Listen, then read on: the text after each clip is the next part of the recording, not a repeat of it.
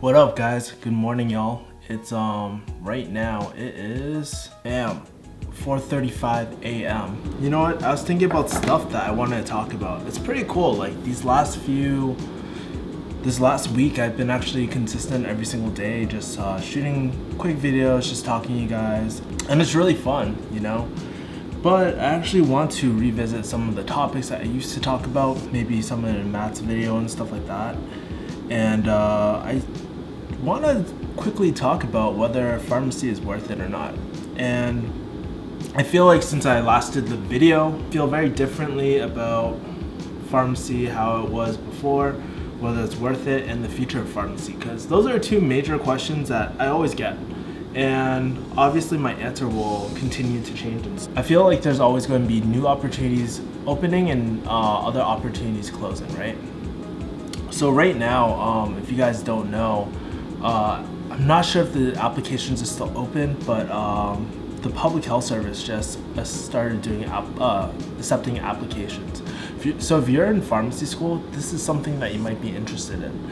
And there's new opportunities here. So for you guys that don't know, you can work for FDA, you can work for Coast Guard, Bureau of Prisons, a lot of different opportunities, and you can actually be a clinical pharmacist in one of these settings and stuff. So if you want to be more clinical, you want to go on optional deployment, and you want a nice, like, steady income even after you retire, it's great. And it's something I felt very passionately about when I was in pharmacy school. I thought it was the number one thing that I would end up doing. But then I found digital marketing and business and stuff. But that doesn't mean that you should go for it too, you know? After talking to a few of my friends like Brian and stuff, which I want to release some of the other interviews once my hard drive gets fixed. But he was talking about new opportunities within informatics pharmacy, like opportunities with the Epic system and stuff like that. So there's another opportunity there as well. But main thing is, like, whatever I tell you right now, it's gonna be changing. A few years ago, it was a lot easier to get a hospital job or anything like that without a residency. Now it's pretty much required. And doesn't mean that's still not impossible, but your chances are it's a lot harder now to get those same positions that were a lot easier 3 years ago. And me and my other friend were talking about this, but positions are getting harder and harder, you know? And the fact is that it's getting more saturated, and that's the way it is. You should think of it like a stock market, right? So right now we're hitting the point of saturation, right? So we're hitting that high, and there's going to be less and less incentive for people to become pharmacists. So I'm not saying it's going to drop like it did in like 2006 and when they were giving out signing bonuses and stuff like that, but opportunities will change. Like, I think the needs of the country have changed a lot as well. I think as pharmacists, we're no longer looked at as just dispensing and stuff like that. We are healthcare professionals now, and that's a huge thing, like, especially with all these laws passing, like the birth control furnishing, naloxone, and new innovations in pharmacy. There's going to be a lot more expected of us. You know, we can't just sit there, chill, and like do nothing. You know, that older pharmacist who just like kicks back and was like, oh, I don't know, it's a doctor, blah blah blah. No, fuck that shit. Like, we're healthcare professionals, and honestly, as pharmacists, I feel like we're very underutilized. Hopefully, like, opportunities for us increase. I feel like that's a huge role for entrepreneurs to sort of fill, you know? Rather than be passive and just wait for a job to open and just wait for the market to get them a job, it's time for us to create our own jobs, right?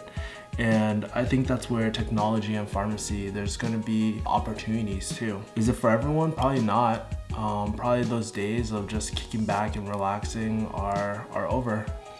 Insurance companies, they control a lot of the retail world, whether you realize it or not. And I think this year I found out how much control the insurances have, you know? They control what's on the formulary. They control what fees you get. Have you ever heard of a DIR fee? look that shit up on Pharmacy Times, they'll talk about like all these fees. No one knows what they're about. No one knows when they're gonna get billed, and it's a huge liability to pharmacies.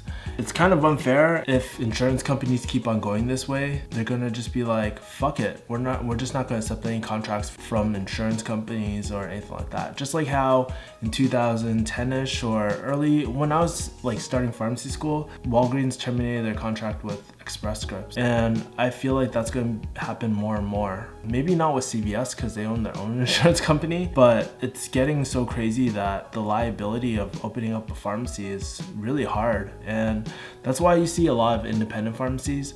They'll do like compounding pharmacies, they'll just do cash and stuff because it's less headache. That's my thoughts on retail pharmacy. But specialty is another area that's growing as well. Specialty like chemo meds, rheumatoid arthritis, stuff like that. Really expensive medications, and promoting that. Obviously with drug companies, they're definitely not going out of business soon. That like fucking drug money. So those are my thoughts about pharmacy right now. Do I think it's worth it? It's kind of hard to say because I already went through it. I don't regret it. But what I do wish is that I did more thinking about why I went into the field. And I think that's, if you're like just getting into pharmacy and stuff, I think that's one thing you want to know is like, how do you want to make a change in society? And like I said, those days of just kicking back and relaxing, it's not gonna happen anymore. And I think as pharmacists, we really need those go-getters and people to actually create jobs. And it's pretty cool, like part of being like that age group where we're starting to change pharmacy. But it's hard, you know, because if you're stuck in it like the day to day, for me, like sometimes I'm just like, fuck man, like I just don't feel value because people just treat you like shit. And dealing with really shitty like patients sometimes, or really negative people, it's hard, man. And sometimes you're just caught in these situations where you just think so negatively, right? And there's nothing you can really do about it. That feeling is very, sometimes traps you, you know? Because we all have those really bad pharmacy days, and it's just like, fuck man, like, and I wonder, like, you know, I see a lot of my friends and they might not voice it, but we all feel very similarly. Like we feel very understaffed, we feel like we're undervalued, and we wonder why we even went into this freaking field in the first place, you know? But for us that are stuck in it, there's nothing we can do about it than to hustle our ass off, try to move up, try to look for different opportunities, and just hope that it gets better. Because here's the thing, the reason why we're understaffed and stuff is because the business model doesn't allow us to have that more staffing. Even though it feels like we're doing so much work, guess what? We're actually losing money. We are doing more scripts, but the pharmacy is still losing money. And that's because of the assets might be rising, but the liabilities are getting a lot higher. If you sort of understand that, then you can understand why, you know, why does the pharmacy feel understaffed all the time? Well, it's because of that reason. And I think trying to study business a little more, like study the pharmacy business and understand the numbers and stuff, I think it's a really good thing. And once you start understanding the numbers and whatnot, it'll help you strategize your pharmacy a little better. And so, yeah, that's just my little talk about pharmacy, whether it's worth it. Would I do it again?